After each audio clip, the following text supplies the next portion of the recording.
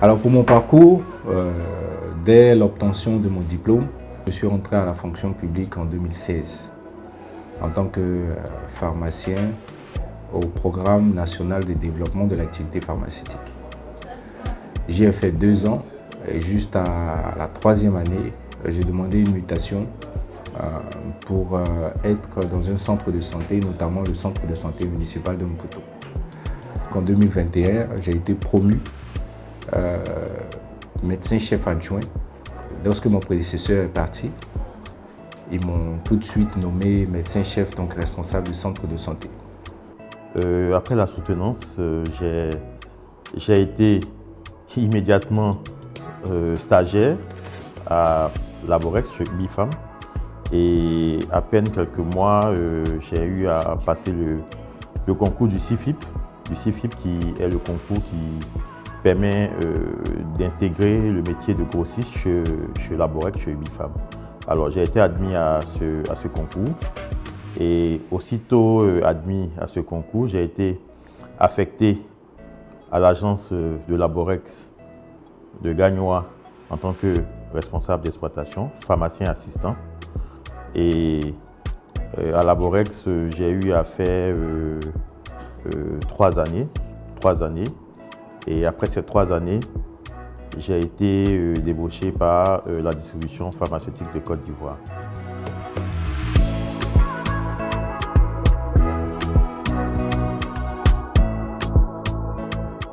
Les plus grands défis, d'abord on va commencer par la gestion des ruptures de médicaments.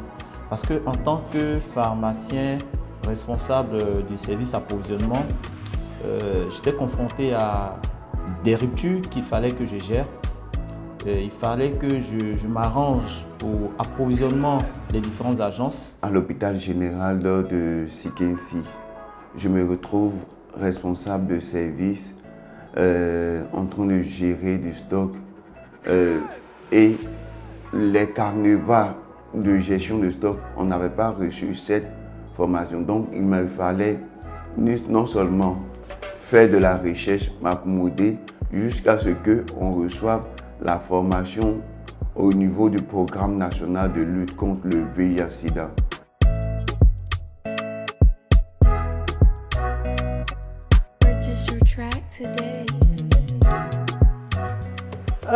Dans mon travail de pharmacien, ma plus grande motivation réside à contribuer au bien-être de la population. Dans mon travail spécifiquement de pharmacien titulaire, c'est de procurer aux patients le bon médicament pour qu'ils puissent obtenir la guérison. Eh bien, c'est l'utilité vraiment à la population aujourd'hui.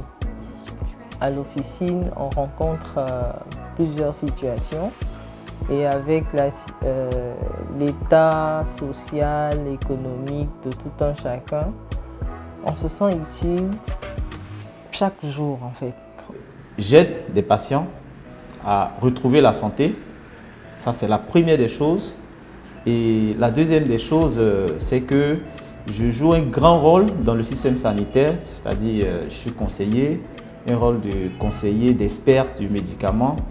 Et aussi, la troisième chose, c'est que l'officine de pharmacie est quand même un métier noble qui nourrit son homme. Donc voilà, je pense que derrière tout ça, il y a forcément de l'argent. Donc voilà, il y a tout ça qui me motive.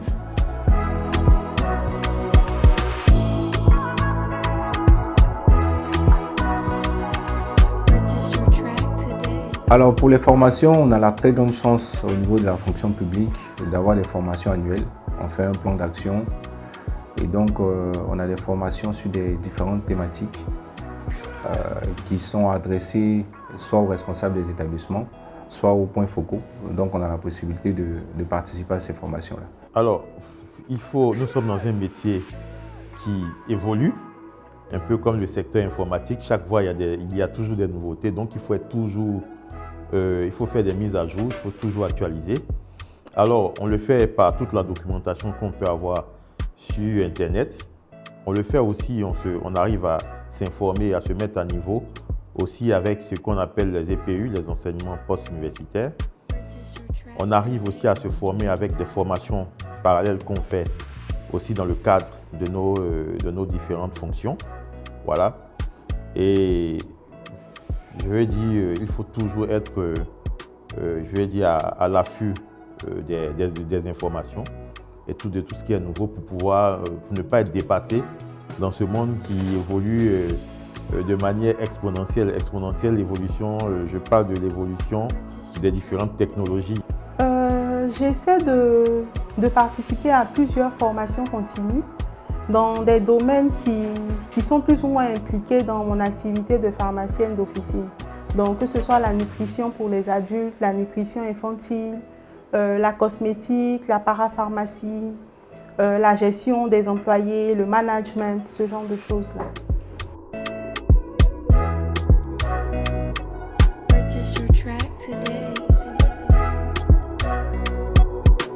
Les compétences clés pour réussir en tant que pharmacien hospitalier en Côte d'Ivoire, il faut commencer d'abord par la gestion de stock. La gestion de stock. Après la gestion de stock, on a la connaissance même du médicament. La connaissance du médicament avec ses interactions, les interactions entre les médicaments. Alors la compétence qui me permet de réussir, je dirais que c'est la discipline. Je pense que si on a la rigueur et la discipline dans tout ce qu'on fait, c'est sûr qu'on aura des résultats. Et voilà, je dirais également la résilience, puisque je suis également pharmacien entrepreneur, parce que toutes les idées ne sont pas forcément bonnes, et même lorsqu'elles sont bonnes, il faut pouvoir marchander cette idée-là, de sorte à ce que ça fasse un service acceptable, et vraiment la résilience, très très importante.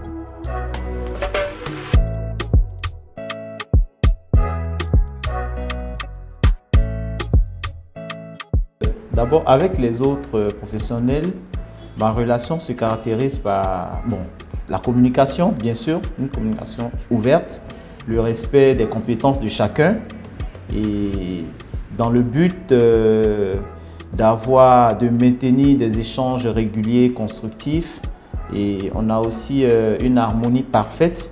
Voilà. Et tout ça, c'est dans le but de satisfaire le patient, le client. Premier, je parlerai d'altruisme.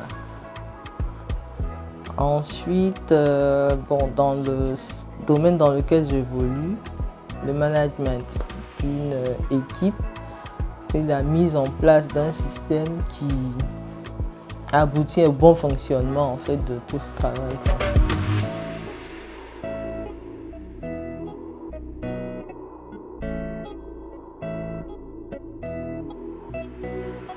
Je pense que la faculté a été d'un grand apport pour tous. Aujourd'hui, la majeure partie de mes amis proviennent de la fac. On a même un groupe qu'on appelait, quand on était à la fac, Pupus Gang, où il y avait Dr Traoré Mariam, Dr Gueilov, Miezan Karen, Nongbo Amandine, Mawa, Traoré Mawa, le président de la promotion. En tout cas, on a gardé de bons rapports. On peut dire même aujourd'hui qu'on est une famille. C'est ce qui nous permet même de pouvoir célébrer ces 10 années-là d'existence. Notre promotion, c'est que moi, en tant que pharmacien hospitalier, j'essaie d'avoir mes promotionnaires sur presque tous les grossistes. Quand, lors de mes activités, j'ai besoin d'un médicament et que je dois appeler quelqu'un chez le grossiste, j'appelle mon promotionnaire parce que je sais que lui sera enclin à pouvoir m'aider à trouver une solution à ma situation.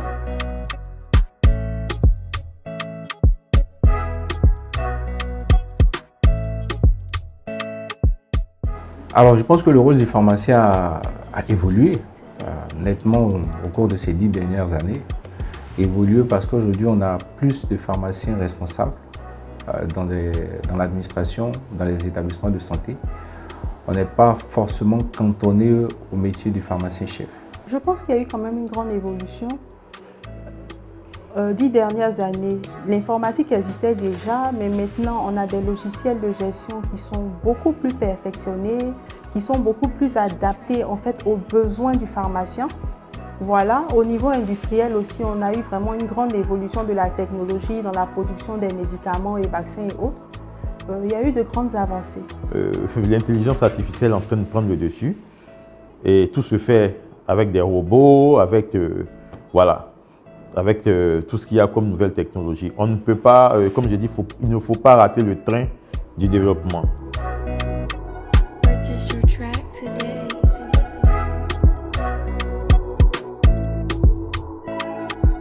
Pour moi, la technologie est très importante parce que d'abord, à l'officine, le logiciel de gestion, c'est de la technologie. Au sein de l'hôpital Mère-Enfant, tout notre système est informatisé. Depuis la prescription est faite à l'ordinateur. Lorsque la prescription est faite, nous recevons la prescription de tous les praticiens, de tous les médecins au niveau d'un logiciel, ce qui nous permet d'analyser les prescriptions. On analyse les prescriptions et on fait un retour au médecin, on valide la prescription.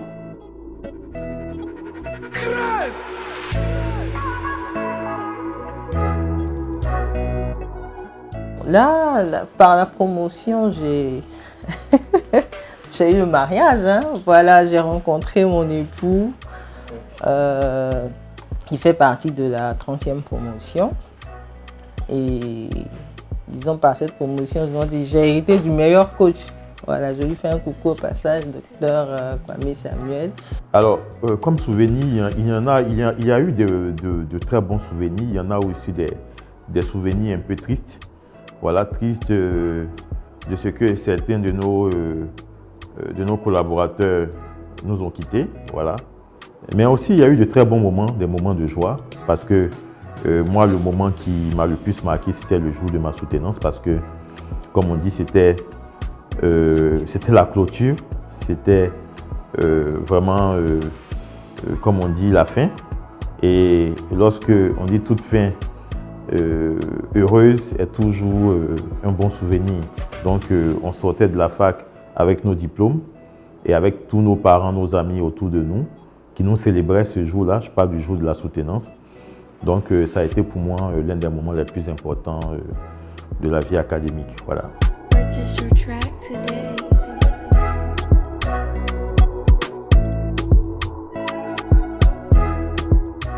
Je pense qu'aujourd'hui, notre métier est pluridimensionnel.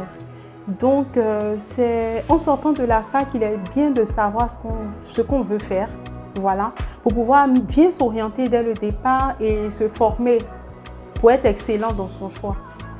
Les conseils que je donnerai à mes petits frères qui arrivent, c'est d'abord, il faut rechercher la compétence. Une fois qu'on a la compétence, c'est sûr qu'on aura beaucoup d'ouverture au niveau du monde professionnel. Le conseil que je peux donner à mes jeunes confrères, c'est d'abord d'être patient. Parce qu'en toute chose, il faut pouvoir se former, il faut pouvoir acquérir des compétences pour pouvoir faire valoir son diplôme. Et puis, l'autre conseil aussi, c'est de respecter l'éthique et le serment lors de la soutenance, surtout l'éthique. Dans tout ce que nous faisons, il faut qu'on puisse respecter notre métier et respecter toutes les personnes, les enseignants, toutes les personnes qui nous ont aidés à faire valoir nos compétences en tant que pharmaciens.